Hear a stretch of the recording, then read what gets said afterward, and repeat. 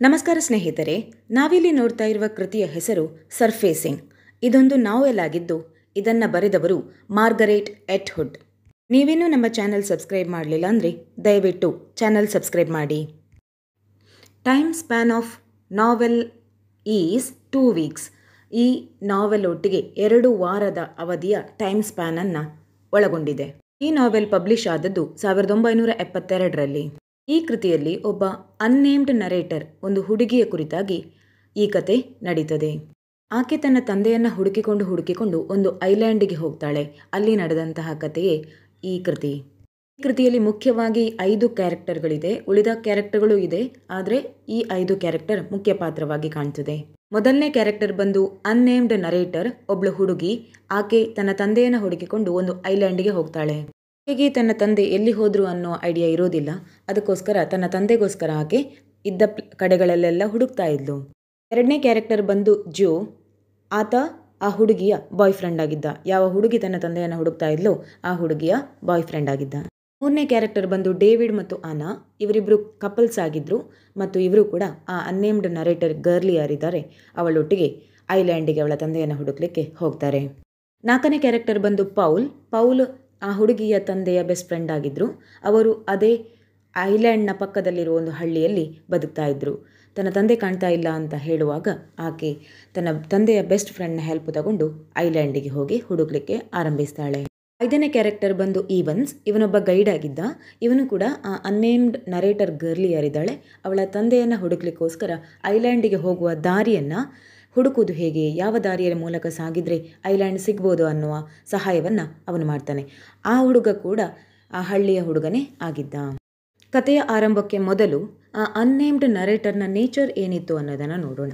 ಆಕೆಗೆ ನೇಚರ್ ಅಂದರೆ ತುಂಬ ಇಷ್ಟ ಆಯಿತು. ಹಾಗೆ ಆಕೆ ಆ್ಯಂಟಿ ಅಮೇರಿಕನ್ ಆಗಿದ್ಲು. ಆಕೆಗೆ ಅಮೇರಿಕದ ಕಲ್ಚರ್ ಹಾಗೂ ಅವರ ಬದುಕುವ ರೀತಿ ಇಷ್ಟ ಆಗ್ತಾ ಇರಲಿಲ್ಲ. ಸೊಫಿಸ್ಟಿಕೇಟೆಡ್ ಲೈಫ್ ಸ್ಟೈಲ್ ಅವಳಿಗೆ ಬೇಡ, ಬದಲಾಗಿ ನೇಚರ್ನೊಟ್ಟಿಗೆ ಬದುಕೋದೇ ಅವಳಿಗೆ ಇಷ್ಟ. ನೆಕ್ಸ್ಟ್ ಕ್ಯಾರೆಕ್ಟರ್ ಬಂದು ಸೋಷಿಯಲಿ ಆಲಿಯನೇಟೆಡ್, ಅಂದರೆ ಸಮಾಜದ ಇತರ ಜನಗಳೊಂದಿಗೆ ಬೆರೆಯೋದು ಅವಳಿಗೆ ತುಂಬ ಇಷ್ಟ ಇಲ್ಲದ ವಿಷಯ. ಅವಳಷ್ಟಕ್ಕೆ ರಿಸರ್ವ್ಡ್ ಕ್ಯಾರೆಕ್ಟರ್ ಆಗಿದ್ಲು. ನೆಕ್ಸ್ಟ್ ಕ್ಯಾರೆಕ್ಟರ್ ಬಂದು ಡಿಸ್ಟ್ರಸ್ಟ್ಫುಲ್ ಆಫ್ ಲವ್. ಪ್ರೀತಿಯ ಕುರಿತಾಗಿ ಅಥವಾ ಮ್ಯಾರೇಜ್ ಲೈಫ್ನ ಕುರಿತಾಗಿ ಅವಳಿಗೆ ಯಾವುದೇ ನಂಬಿಕೆ ಇರೋದಿಲ್ಲ. ಯಾಕಂದರೆ ಅವಳು ಆಲ್ರೆಡಿ ಪ್ರೀತಿಯಲ್ಲಿ ಅಥವಾ ಲವ್ನಲ್ಲಿ ಫೇಲ್ಯೂರ್ ಆಗಿದ್ಲು. ಅವಳ ಆಲ್ರೆಡಿ ಒಬ್ಬ ಎಕ್ಸ್ ಹಸ್ಬೆಂಡ್ ಅಂತ ಕೃತಿಯಲ್ಲಿ ತೋರಿಸ್ತಾರೆ. ಆ ವ್ಯಕ್ತಿ ತುಂಬ ಅವಳಿಗೆ ಮೋಸ ಮಾಡಿದ್ದ. ಅದರಿಂದ ಅವನಿಂದ ಅವಳು ಪ್ರೆಗ್ನೆಂಟ್ ಆಗಿದ್ಲು. ಆ ಪ್ರೆಗ್ನೆಂಟನ್ನು ಕೂಡ ಒಪ್ಪಿಕೊಳ್ಳಿಕ್ಕೆ ಅವನು ರೆಡಿ ಇರಲಿಲ್ಲ. ಅವಳನ್ನು ಮದುವೆ ಆಗಲಿಕ್ಕೂ ರೆಡಿ ಇರಲಿಲ್ಲ. ಬದಲಾಗಿ ಆ ಮಗುವನ್ನು ತೆಗೆಸಿ ಅಬಾರ್ಷನ್ ಮಾಡು ಅಂತ ಅವಳಿಗೆ ಫೋರ್ಸ್ ಮಾಡ್ತಾನೆ. ಅದೆಲ್ಲ ಅವಳಿಗೆ ಇಷ್ಟ ಇರೋದಿಲ್ಲ. ಅವಳಿಗೆ ಆ ರಿಲೇಷನ್ಶಿಪ್ಪನ್ನು ಕಂಟಿನ್ಯೂ ಮಾಡಬೇಕಿತ್ತು, ಆ ಪ್ರೀತಿ ಬೇಕಿತ್ತು.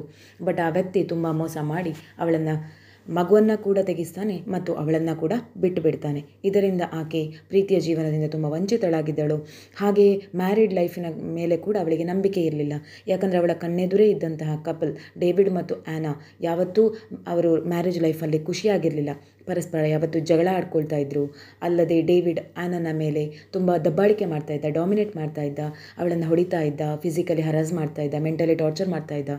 ಇದನ್ನೆಲ್ಲವನ್ನು ನೋಡಿದ ಈ ಹುಡುಗಿಯ ಮನಸ್ಸಲ್ಲಿ ಕೂಡ ಪ್ರೀತಿ ಮತ್ತು ಮದುವೆಯ ಕುರಿತಾಗಿ ತುಂಬ ಕೆಟ್ಟ ಅಭಿಪ್ರಾಯವಿತ್ತು. ಯಾವುದೇ ನಂಬಿಕೆ ಉಳಿದಿರಲಿಲ್ಲ. ಆದರೆ ಆಕೆಯ ಬಾಯ್ ಫ್ರೆಂಡ್ ಆದ ಜೋ ತುಂಬ ಶೈ ನೇಚರ್ ಆಗಿದ್ದ. ಅವಳನ್ನು ಮದುವೆ ಆಗಲೇಬೇಕು ಅಂತ ಬಯಸ್ತಾ ಇದ್ದ. ಡೇವಿಡ್ ಮತ್ತು ಆ್ಯನಾ ಕಪಲ್ ಆಗಿದ್ದರೂ ಕೂಡ ಅವರ ಮ್ಯಾರೇಜ್ ಲೈಫ್ ಸರಿ ಇರಲಿಲ್ಲ. ಡೇವಿಡ್ ಆ್ಯನನ ಮೇಲೆ ತುಂಬ ಹರಾಸ್ ಮಾಡ್ತಾ ಇದ್ದ, ತುಂಬ ಅಬ್ಯೂಸ್ ಆಗಿದ್ದ. ಅವನು ತನ್ನ ಹೆಂಡತಿಯನ್ನು ಯಾವುದೇ ಕಾರಣಕ್ಕೆ ಪ್ರೀತಿಸ್ತಾ ಇರಲಿಲ್ಲ.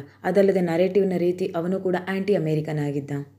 ಡೇವಿಡ್ಗೂ ಕೂಡ ಅಮೇರಿಕನ್ ಕಲ್ಚರ್ ಅಂದರೆ ಸ್ವಲ್ಪನೂ ಇಷ್ಟ ಇರಲಿಲ್ಲ. ಅವನು ಒಬ್ಬ ವುಮನೈಸರ್ ಹಾಗೂ ಅಬ್ಯೂಸಿವ್ ವ್ಯಕ್ತಿ ಕೂಡ ಆಗಿದ್ದ. ಪೌಲ್ ಎಂಬ ವ್ಯಕ್ತಿ ಹೇಳಿದ ಹಾಗೆ ಆ ಅನ್ನೇಮ್ಡ್ ನರೇಟರ್ನ ತಂದೆಯ ಫ್ರೆಂಡ್ ಆಗಿದ್ದ.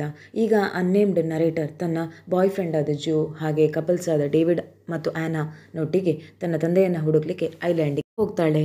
ಟೊರೆಂಟೋದಿಂದ ನಾರ್ದರ್ನ್ ಕ್ಯುಬೆಕ್ಗೆ ಹೋಗ್ತಾರೆ. ಅವರು ಐಲ್ಯಾಂಡ್ ತಲುಪುವ ಮೊದಲು ಒಂದು ಹಳ್ಳಿ ಸಿಗ್ತಾ ಇತ್ತು. ಆ ಹಳ್ಳಿಯಲ್ಲಿ ಅವಳ ತಂದೆಯ ಫ್ರೆಂಡ್ ಪೌಲ್ ಇದ್ದರು. ಆ ಪೌಲ್ ಇವಳು ಸಣ್ಣ ಇರಬೇಕಾದ್ರೆ ಇವರ ಮನೆಗೆಲ್ಲ ಬರ್ತಾ ಇದ್ರು. ಪೌಲನ್ನು ಭೇಟಿಯಾಗಿ ಆ ಹುಡುಗಿ ಕೇಳ್ತಾಳೆ, ನಿಮ್ಗೇನಾದರೂ ನನ್ನ ತಂದೆಯ ಮಾಹಿತಿ ಇದೆಯಾ, ಎಲ್ಲಿದ್ದಾರೆ ಗೊತ್ತಾ? ಪೌಲ್ ಎನ್ನುವ ವ್ಯಕ್ತಿ ಆ ಹುಡುಗಿಗೆ ಲೆಟರ್ ಬರೆದಿದ್ದ ಅವಳ ತಂದೆಯ ಕುರಿತು. ಅದನ್ನು ಕೇಳಿದ ಪೌಲ್ ಹೇಳ್ತಾನೆ, ನನಗೆ ಈಗ ಸದ್ಯಕ್ಕೆ ಅದರ ಮಾಹಿತಿ ಏನೂ ಇಲ್ಲ. ಬದಲಾಗಿ ಕೆಲವು ದಿನಗಳ ಹಿಂದೆಷ್ಟೇ ನಾನು ನಿನ್ನ ತಂದೆಯನ್ನು ಐಲ್ಯಾಂಡಲ್ಲಿ ನೋಡಿದ್ದೇನೆ. ಐಲ್ಯಾಂಡಲ್ಲಿ ಬೇರೆ ಯಾರೂ ಬದುಕೋದಿಲ್ಲ, ಬಟ್ ನಿನ್ನ ತಂದೆಯನ್ನು ನೋಡಿದ್ದೇನೆ. ಪೌಲ್ ತನ್ನ ಮಾತನ್ನು ಮುಂದುವರಿಸ್ತಾ ಹೇಳ್ತಾನೆ, ಎಷ್ಟೋ ದಿನಗಳ ಹಿಂದೆ ಅವನನ್ನು ನೋಡಿದ್ದೆ, ನಿನ್ನ ತಂದೆಯನ್ನು ನೋಡಿದ್ದೆ. ಬಟ್ ಸ್ವಲ್ಪ ದಿವಸ ಬಿಟ್ಟು ಆಮೇಲೆ ಆ ಮನೆಗೆ ಹೋದಾಗ, ಐಲ್ಯಾಂಡಲ್ಲಿರುವ ಅವನ ಮನೆಗೆ ಹೋದಾಗ ಮನೆಯ ಒಳಗಿನ ಎಲ್ಲ ಥಿಂಗ್ಸ್ಗಳು ಚೆಲ್ಲಾಪಿಲ್ಲಿಯಾಗಿ ಬಿದ್ದಿದ್ದವು. ಹಾಗೆ ಈ ಕಿಟಕಿ ಬಾಗಿಲೆಲ್ಲ ಓಪನ್ ಇತ್ತು. ಬಟ್ ನಿನ್ನ ತಂದೆಯನ್ನು ನಾನು ನೋಡಲಿಲ್ಲ, ಹಾಗಾಗಿ ನನಗೆ ಗೊತ್ತಿಲ್ಲ ಅವನು ಎಲ್ಲಿದ್ದಾನೆ ಎನ್ನುವುದು. ಪೌಲ್ ಆ ಐಲ್ಯಾಂಡಿನ ಪಕ್ಕದಲ್ಲಿರುವ ಹಳ್ಳಿಯಲ್ಲಿ ಬದುಕ್ತಾ ಇದ್ದ. ಹಾಗೆ ಆ ಹಳ್ಳಿ ಮತ್ತು ಐಲ್ಯಾಂಡಿನ ಮಧ್ಯದಲ್ಲಿ ಒಂದು ದೊಡ್ಡ ಲೇಕ್ ಇತ್ತು. ಲೇಕಿನ ಮಧ್ಯದಲ್ಲಿ ಈ ಐಲ್ಯಾಂಡ್ ಇದ್ದು ಆ ಹುಡುಗಿಯ ತಂದೆ ಐಲ್ಯಾಂಡಲ್ಲಿ ಇದ್ದು. ಆ ಹುಡುಗಿಯ ತಂದೆ ಅಲ್ಲಿ ಕ್ಯಾಬಿನನ್ನು ಕಟ್ಕೊಂಡಿದ್ರು ಮತ್ತು ಕೆಲವು ರಿಸರ್ಚ್ ಕೆಲಸಗಳನ್ನು ಮಾಡ್ತಾಯಿದ್ರು. ಹುಡುಗಿಯ ತಂದೆಗೆ ಆರ್ಕಲಾಜಿಕಲ್ ರಿಸರ್ಚ್ನಲ್ಲಿ, ಪೇಂಟಿಂಗ್ಸ್ನಲ್ಲಿ ಹಾಗೆ ಇಂಡಿಯನ್ ಪೇಂಟಿಂಗ್ಸ್ನಲ್ಲಿ ತುಂಬ ಇಂಟ್ರೆಸ್ಟ್ ಇತ್ತು. ಅದರ ಬಳಿ ಆ ಐಲ್ಯಾಂಡಿಗೆ ಹೋಗುವಂತಹ ಕರೆಕ್ಟಾದ ಅಡ್ರೆಸ್ ಮತ್ತು ದಾರಿ ಯಾವುದು ಗೊತ್ತಿಲ್ಲದ ಕಾರಣ ಈವನ್ಸ್ ಅನ್ನುವ ಆ ಹಳ್ಳಿಯಲ್ಲಿದ್ದ ಗೈಡಿನ ಹೆಲ್ಪ್ ತಗೊಂಡು ಅವನ ಸಹಾಯದೊಂದಿಗೆ ಅವರು ಆ ಐಲ್ಯಾಂಡಿಗೆ ಹೋಗ್ತಾರೆ. ಆ ಐಲ್ಯಾಂಡಿಗೆ ಹೋದಾಗ ಅವರ ಆ ಕ್ಯಾಬಿನನ್ನು ನೋಡ್ತಾರೆ. ಪೌಲ್ ಏನು ಕ್ಯಾಬಿನ ಬಗ್ಗೆ ಹೇಳಿದ್ದ, ಆ ಕ್ಯಾಬಿನ್ ತುಂಬ ಗಲೀಜಾಗಿತ್ತು, ತುಂಬ ಹಾಳಾಗಿತ್ತು. ಆಗ ನರೇಟಿವ್ ಹುಡುಗಿಗೆ ಅದರ ಕಂಡೀಷನ್ ನೋಡಿ ಅನ್ನಿಸ್ತದೆ, ನನ್ನ ತಂದೆ ತುಂಬ ಸಮಯಗಳಿಂದ ಎಲ್ಲೂ ಕಾಣ್ತಾ ಇಲ್ಲ, ಇಲ್ಲಿಗೆ ಬರಲೇ ಇಲ್ಲ ಕಾಣ್ತದೆ. ಯಾಕಂದರೆ ಕ್ಯಾಬಿನ್ ಆ ಕಂಡೀಷನಲ್ಲಿದೆ. ಅದರ ಎದುರಿಗಿರುವ ಗಾರ್ಡನ್ ಕೂಡ ತುಂಬ ಗಲೀಜಾಗಿತ್ತು, ಕಳೆಯೆಲ್ಲ ಗಿಡಗಂಟಿಗಳೆಲ್ಲ ಹರಡಿಕೊಂಡಿದ್ದವು. ಅದನ್ನು ನೋಡುವಾಗ ಹುಡುಗಿ ಅನ್ನಿಸ್ತದೆ, ಇಲ್ಲಿ ನನ್ನ ತಂದೆ ಎಷ್ಟೋ ದಿನಗಳಿಂದ ಬರಲೇ ಇಲ್ಲ. ಆ ಹುಡುಗಿ ಅಂದ್ಕೊಳ್ತಾಳೆ, ನನ್ನ ತಂದೆ ಇಲ್ಲಿ ಸಿಗೋದು ಸಾಧ್ಯವೇ ಇಲ್ಲ. ಅವರಿಗೇನಾದರೂ ಆರೋಗ್ಯ ಸಮಸ್ಯೆ ಬಂತಾ, ಅಥವಾ ಎಲ್ಲಾದರೂ ಕಳೆದು ಹೋದ್ರಾ, ಅಥವಾ ಫಿಶಿಂಗ್ ಟ್ರಕ್ಕಿಂಗ್ ಅಂತ ಏನಾದರೂ ಹೋಗಿದ್ದಾರಾ. ಅವಳ ಬಾಯ್ ಫ್ರೆಂಡ್ ಆದ ಜೋ ಈ ಸಮಯವನ್ನು ನೋಡಿಕೊಂಡು ಅವಳಿಗೆ ಪ್ರಪೋಸ್ ಮಾಡ್ತಾನೆ, ನಾನು ನಿನ್ನನ್ನು ಪ್ರೀತಿಸ್ತಾ ಇದ್ದೇನೆ, ಮದುವೆ ಕೂಡ ಆಗ್ತೇನೆ ಎಂದು. ಆದರೆ ಆ ಅನ್ನೇಮ್ ನರೇಟರ್ ಹುಡುಗಿ ಡೈರೆಕ್ಟಾಗಿ ರೆಫ್ಯೂಸ್ ಮಾಡ್ತಾಳೆ. ಯಾಕಂದರೆ ಅವಳ ಮನಸ್ಸಿನಲ್ಲಿ ಹಿಂದೆ ಆದ ಕೆಟ್ಟ ಘಟನೆಗಳು, ಅವಳಿಗಾದಂತಹ ಮೋಸ ಇರ್ಬೋದು, ಪ್ರೀತಿಯಲ್ಲಾದ ಮೋಸ ಇರ್ಬೋದು, ಹಾಗೆ ಮ್ಯಾರಿಡ್ ಲೈಫ್ನ ಮೇಲೆ ಇರುವ ನಂಬಿಕೆ ಯಾವುದೂ ಉಳಿದಿರೋದಿಲ್ಲ. ಈಗ ಇರುವಂತಹ ಲವ್ ಏನಿದೆ, ಆ ಅಟ್ರಾಕ್ಷನ್ ಏನಿದೆ, ನಿಜವಾಗಿ ಪ್ರಾಕ್ಟಿಕಲಲ್ಲಿ ಏನೂ ನಡೆಯೋದಿಲ್ಲ, ರಿಯಲ್ ಆಗಿ ಏನೂ ಇಲ್ಲ ಅನ್ನೋದು ಅವಳ ಯೋಚನೆಯಾಗಿತ್ತು. ಯಾಕಂದರೆ ಅವಳು ಡೇವಿಡ್ ಮತ್ತು ಆನಾ ಅನ್ನುವ ಕಪಲನ್ನು ಕೂಡ ನೋಡ್ತಾ ಇದ್ಲು. ಡೇವಿಡ್ ಯಾವತ್ತು ಆನನಿಗೆ ಮೇಕಪ್ ಮಾಡು, ಚೆನ್ನಾಗಿ ಕಾಣು ಅಂತ ಪ್ರೆಷರ್ ಮಾಡ್ತಾ ಇದ್ದ. ಹಾಗೆ ತುಂಬ ಅಬ್ಯೂಸಿವ್ ಆಗಿದ್ದ, ಡಾಮಿನೇಟ್ ಮಾಡ್ತಾ ಇದ್ದ, ತುಂಬ ಫಿಸಿಕಲಿ ಹರಾಸ್ ಮಾಡ್ತಾ ಇದ್ದ, ಹೊಡಿತಾ ಇದ್ದ, ಹಾಗೆ ತುಂಬ ಅವಳನ್ನು ಸಪ್ರೆಸಿವ್ ಆಗಿ ಇಡ್ತಾ ಇದ್ದ. ಇದೆಲ್ಲವನ್ನು ಗಮನಿಸಿದ ಅನ್ನೇಮ್ಡ್ ನರೇಟರ್ ಹುಡುಗಿಯ ಮನಸ್ಸಲ್ಲಿ ಪ್ರೀತಿ ಮತ್ತು ಮ್ಯಾರಿಡ್ ಲೈಫ್ನ ಮೇಲೆ ನಂಬಿಕೆ ಹೊರಟು ಹೋಗಿತ್ತು. ಹಾಗಾಗಿ ಡೈರೆಕ್ಟಾಗಿ ರೆಫ್ಯೂಸ್ ಮಾಡ್ತಾಳೆ ಮತ್ತು ತನ್ನ ತಂದೆಯನ್ನು ಹುಡುಕುವ ಕೆಲಸದಲ್ಲಿ ಬ್ಯುಸಿ ಆಗ್ತಾಳೆ. ತಂದೆಯ ಕ್ಯಾಬಿನ್ನಲ್ಲಿ ಒಂದಷ್ಟು ಪೇಪರ್ಗಳೆಲ್ಲ ಅವಳಿಗೆ ಓದಲಿಕ್ಕೆ ಸಿಗ್ತದೆ. ಅದನ್ನೆಲ್ಲ ಕೂತ್ಕೊಂಡು ಓದ್ತಾಳೆ.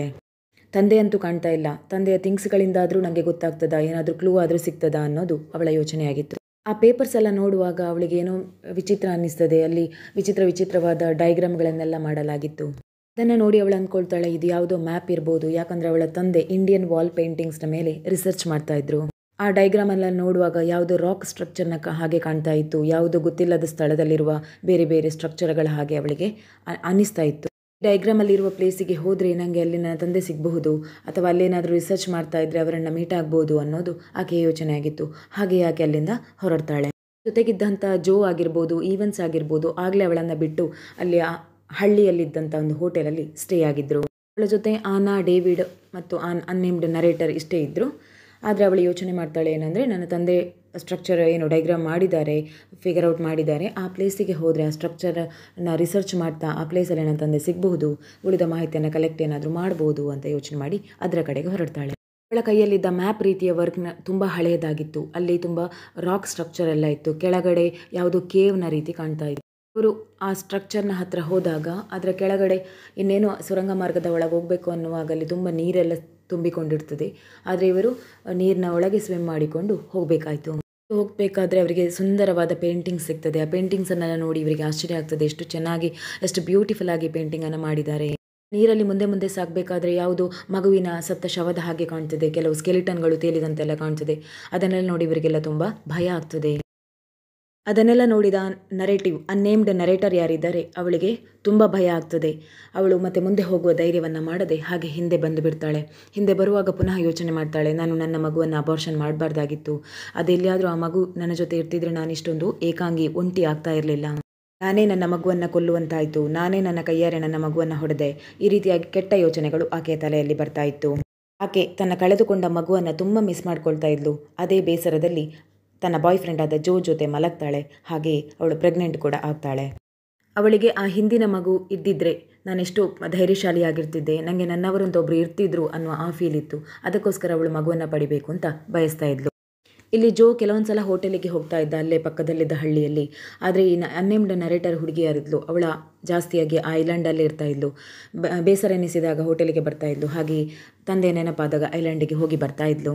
ಕಳೆದ ಹಾಗೆ ಅವಳ ಬಿಹೇವಿಯರ್ ತುಂಬ ಚೇಂಜ್ ಆಗ್ತದೆ. ಏನೋ ವಿಚಿತ್ರವಾಗಿ ವರ್ತಿಸ್ತಾ ಇದ್ಲು. ತಂದೆ ಹೋಗಿದ್ದಾರೆ ಎನ್ನಲಾದ ಗುಹೆ ಏನಿತ್ತು ಅಲ್ಲಿಗೂ ಹೋಗ್ತಾ ಇದ್ಲು.